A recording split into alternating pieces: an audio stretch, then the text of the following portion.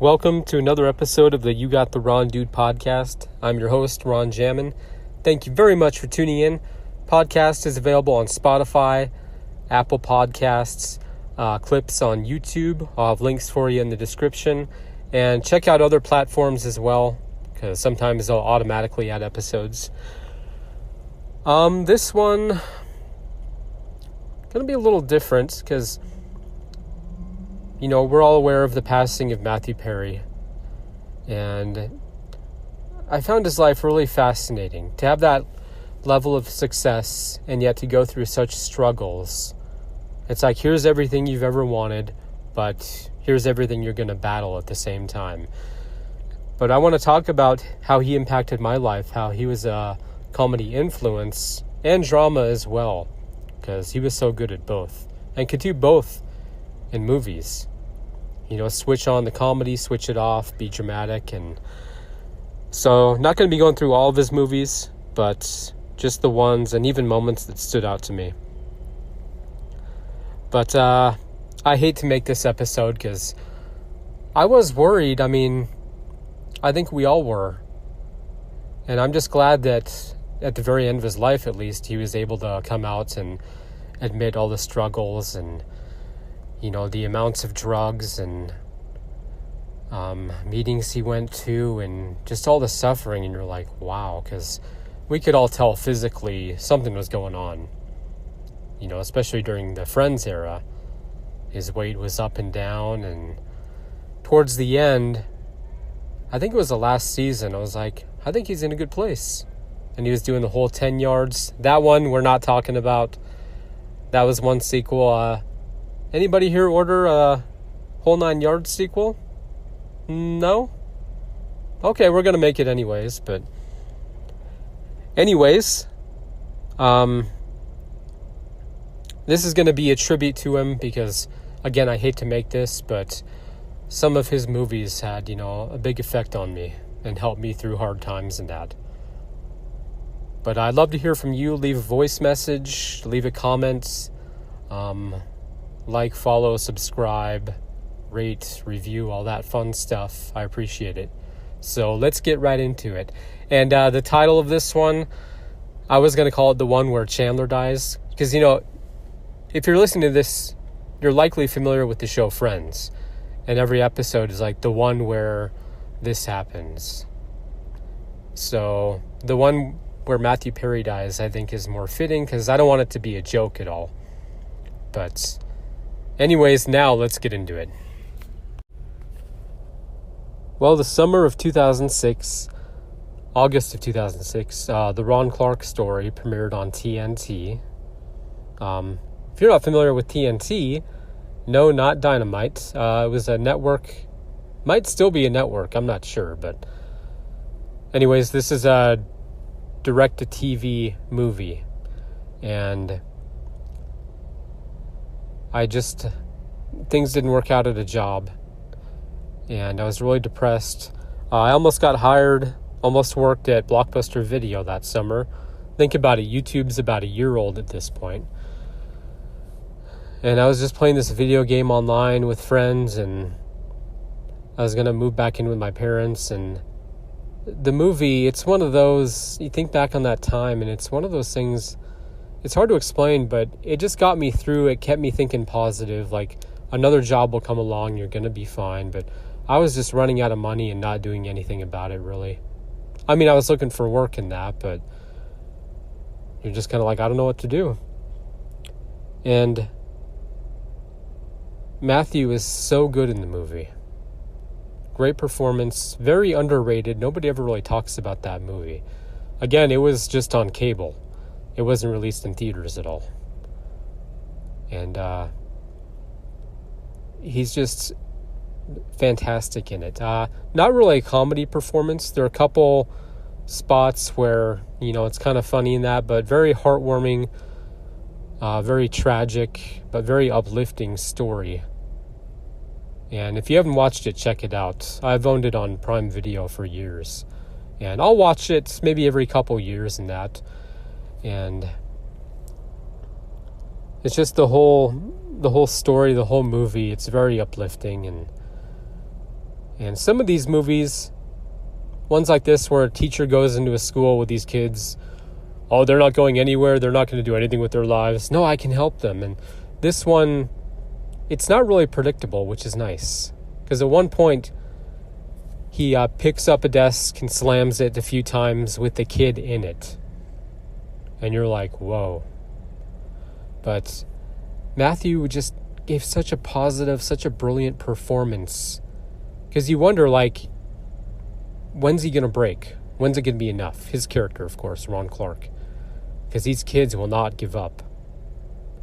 And you try and stay positive in that, but just a great message. And it's okay, everybody breaks down at some point.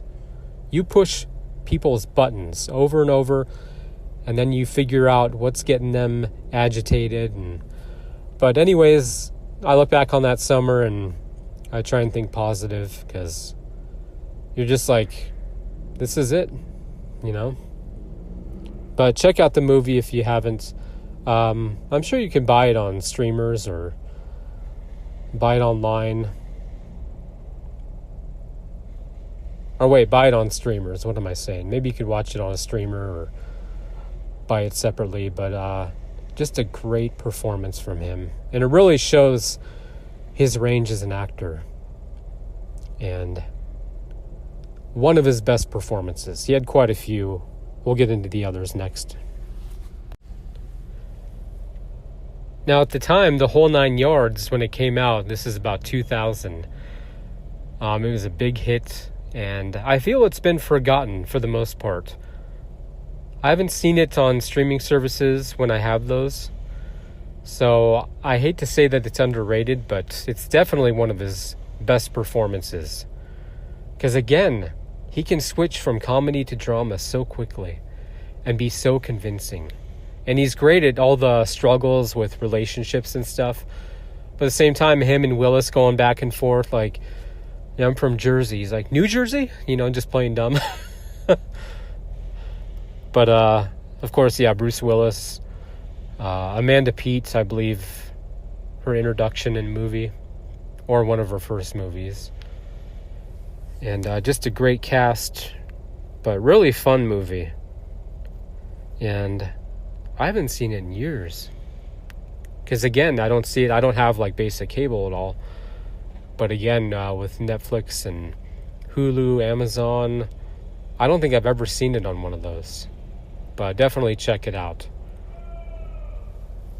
But at that time, I mean, he was doing, like a movie a year at least. For several years, it seemed.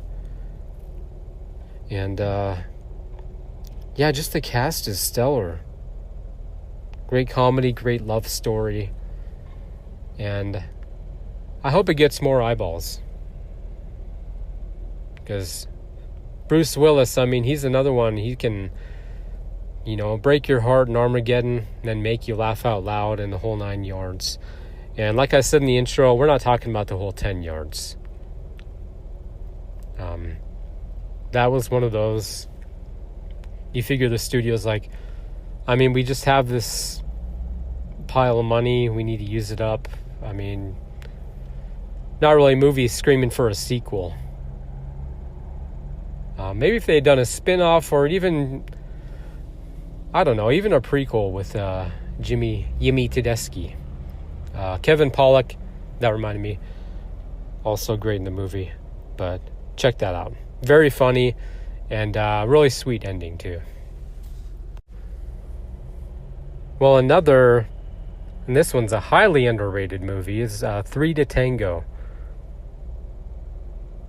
And it came out in 1999. And has Matthew Perry, of course, and Neve Campbell. And a number of great players in this movie. And at the time, I'm not sure how it would play if it were released today. Because it deals with being gay. And I'm not going to spoil anything, but about last year, I started writing a sequel to it. I'm going to call it Oscar and Amy. That's Matt and Nev's characters.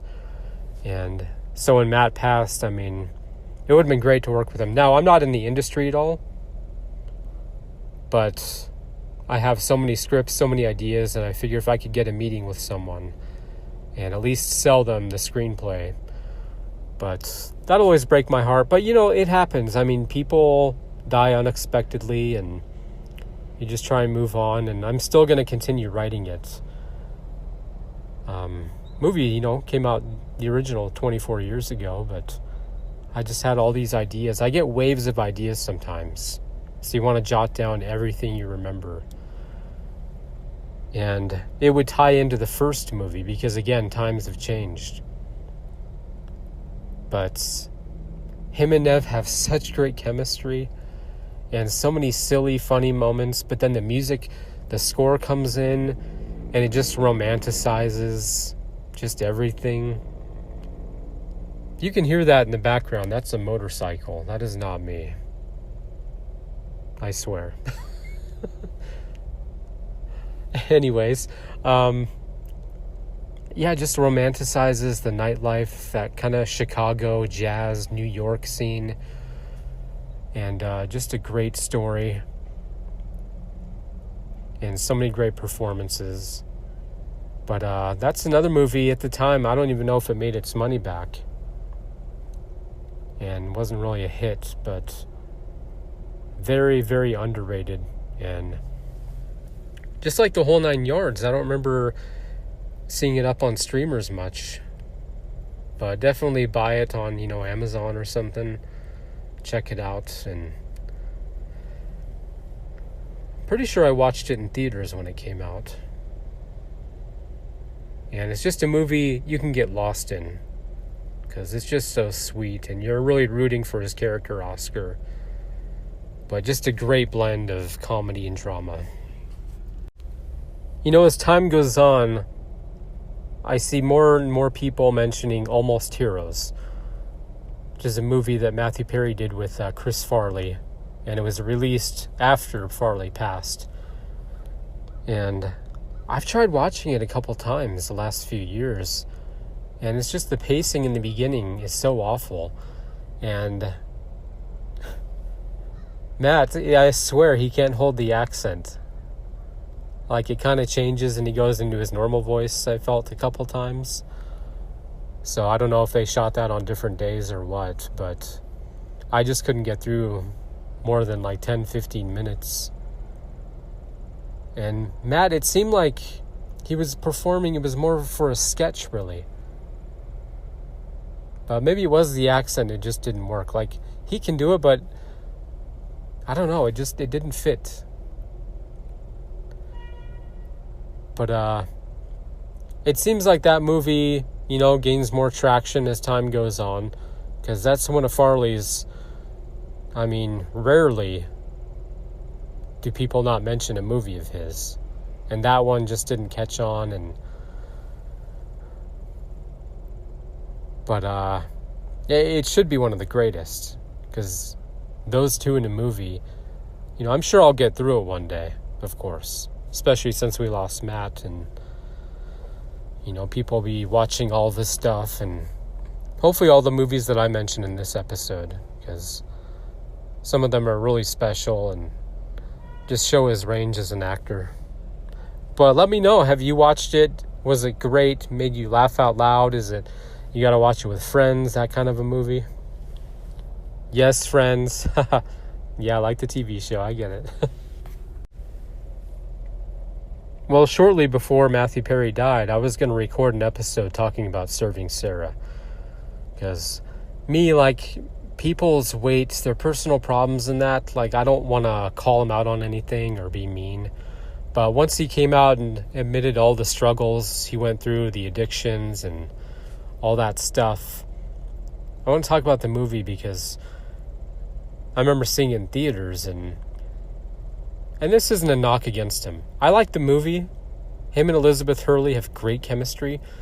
But it's the directing and the tone and the pacing. Some things just don't really match up well. And the movie, it's almost like two different directors directed it. But you could tell towards the end, he's climbing on some structure, and all of a sudden his hair's shorter, and his face is a bit puffier, and you're like, what happened? Now, at the time, I questioned it, but I didn't really look into it. I was just like, maybe he just mistakenly got a haircut or something. But like I said in the beginning, though, with friends, I mean, you could tell something was going on. You know, especially with his weight, how it fluctuated in that. But all in all, like I said, it's not a knock against him. I mean, now that he's opened up about everything. But Serving Sarah, you know, the scenes like with Cedric, those are great. I wish there were more of those. Great love story. I mean, you know they're going to end up together, but not him and Cedric, but him and Sarah, of course. But even in the beginning, when he drops in the elevator, you know, and does the, you know, my name is Bond thing, and the way the guy reacts, you're kind of like, does this need a laugh track? It just doesn't work, really. And, you know, Matt had talked about having to take some time off from that movie and Friends to go, I believe, to go to rehab. Because that's why he came back, and like I said, in that, you know, one of the last action scenes, all of a sudden he just looks, you know, pretty different in that. And he came back, but at least he was able to finish the movie in that. But you wonder, like, how did he get through Friends? You know, all those seasons and all the struggles in that. And like I said, to have everything, seemingly, but then have these addictions, and just breaks your heart. But Serving Sarah, it's good, but it could have been great. And there were some scenes. There was one where Joe, his character, and Sarah are at a car and they're talking. And I think they were playing music over it when they're talking. And I'm like, or some scenes that need music. But there's a lot of great characters in it. Really silly. But overall, just some stuff, it's just like, yeah, we could have taken this out, taken that out. But Matt, of course, is great in it. And it's not a bad movie at all. I think it should get more of an audience, and I'd love to hear what you think of it. So let me know in the comments. Well, Fools Rush In, which came out in 1997. Matthew, he starred in that with Salma Hayek, and a huge hit. And again, he's so great at balancing the comedy and the drama. He can be really sarcastic, almost an a-hole, but then you see him falling in love and just being so convincing in that. And unfortunately, this is the movie, off camera, of course, he experienced an accident while jet skiing, got his first Vicodin pill, and that's what started his addiction to, you know, drugs. And the drinking stuff he's talked about before, so I'm not going to get into that. That started when he was about 14. But you just want to go back to 97 or 96, whenever this happened, and just say, man, don't get on that jet ski. Because we all know we can get addicted to stuff easily. And I always worry, you know, if I ever had to take Vicodin or anything besides aspirin, you know, something really hardcore, I'm sure I'd love it and get addicted to it. I'm going to be 41 next year. I've never had a drop of alcohol, a drag of a cigarette, never smoked weed, never done drugs or anything. Because I'm sure I'd either be disgusted or I'd get hooked. And I've never had Vicodin. So when he talks about having 55 a day, that to me seems like a lot for anything except, you know, rice. 55 pills. But just to survive all that, and then to drown in the end, and, you know, we'll talk more about that later. Anyways, Fools Rush In, you know, when I watch that from now on, I'll think about that. Like, this is a movie where everything just took a turn for the worst. But at the time, I mean, he must have been, you know, before the accident, that just felt like on top of the world. like you're on a hit show about 3-4 seasons in and just starting your movie career. But really good movie.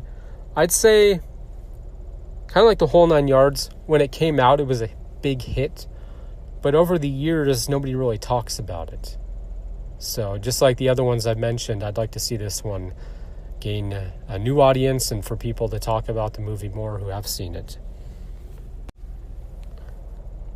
And Matt, he hadn't been in a movie since 2009. And he'd done some sitcoms since then. But I'm not sure if he wanted to do more movies or not. And who knows? I mean, when you're on set, do you feel the need to use more? Do you have more access? Is it better that you're, not out for a couple months at a time? But just a great leading man and so many great movies. And besides The Whole 10 Yards, I can't think of any other sequels he did. I just talked about Fools Rush In. I'm surprised they never made a sequel to that.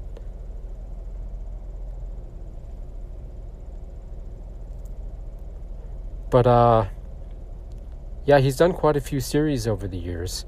So I could see him, speaking at events, helping people, talking at meetings, even having a YouTube channel just dedicated to, helping people with addiction. Because it's like with him, I believe pickleball helped out a lot. Not just taking your mind off your addiction and that, but just kind of replacing something, So instead of using, you have an activity. And gosh, you just want to pick his brain just one last time. Be like, you have all this fame and success, but all these struggles and these addictions and that, and like, how do you ever really get better? Because I know in an interview he did last year, I think it was a Diane Sawyer one. I was going to say Barbara Walters, but they said, what's a good indicator that you're still using? And he said, if he says he's cured like 100%, or I just want to be alone. So in the end, it sounded like he had his assistant, and then a pickleball trainer, and maybe somebody else. But that's good to have those people around. That way they can keep track. But I'm curious, what did he want to do if, he were to continue living? But I'm just glad that at least the last year, he opened up about everything, and hopefully he was in a better place. And with the drowning, I don't know the specifics of the hot tub, but whether it was suicide or not, because it said there were no illegal drugs, but there were prescription drugs. And I think we all understand that because, the damage he did to his body in that. But I don't know if they'll release whether it was intentional or not. I hate to be negative, but I'm just being honest about it. But I hope it was an accident and that he didn't take his own life. And it's really sad, It's something we'll never get over. But I just hope he was in a good place at the end. Well, I'm sure I'll read his book. It's called Friends, Lovers, and the Big Terrible Thing, a memoir. And it came out about a year ago this month. So I'll definitely pick that up. And it'll be interesting reading about somebody's struggles when they already passed. And, I've watched interviews and that, but I'm sure the book will give even more details because you just hope, you never get addicted to something, or that you're able to not ever have to try things, like I mentioned, pills and that. But sometimes you go to the dentist and it's like, well, you got to take something. The pain's going to be extreme. And then you get hooked on that feeling. And I think in one interview he had said, oh, this is how normal people must feel, when he took whatever pill or drug. And it's a scary feeling because then you're just chasing that dragon all the time. And it's a good lesson in that you can have success, like you can be financially independent, you can have fame worldwide, and seemingly have everything, but it's all that stuff. Some people, it's like stuff from your childhood. You just can't get rid of those memories. Stuff in school. Or maybe you make all this money, but you don't like what you're doing. And you just keep getting offers and stuff. But fame is an interesting thing. But gosh, I mean, a couple decades of struggling that he went through. Because I know some famous people say, like, well, I say don't complain about anything because nobody wants to hear a rich person complain. It's like, well, that's right for some people, but others are like, oh, I had no idea you were struggling. I thought you were just fine. And it just breaks my heart because I'm interested to know what he would have done with, another 30, 40, 50, 60 years. He's only 54 when he died. But I feel like he would have contributed a lot, even more, to helping people. And maybe even with documentaries and that. But we'll see what comes out. I mean, maybe he filmed some stuff towards the end. And I hate to say it, but especially if he was planning on, taking his own life. Or maybe he felt like, I think this is going to be the last year for me. And maybe he filmed some content or, had a crew around him filming stuff. We'll see, because just to be so talented, make people laugh. And again, he's so good at, the drama and comedy, going in and out of those.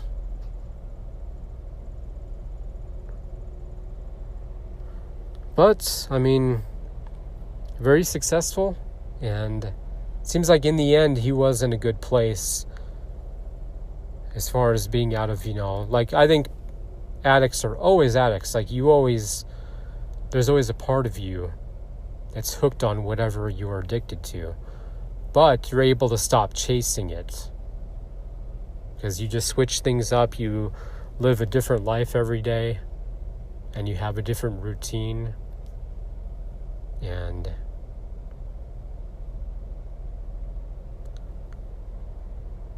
But anyways, I'd love to hear from you, so leave some comments, leave a voice message. Well, that is going to do it for this episode. I hope you enjoyed it.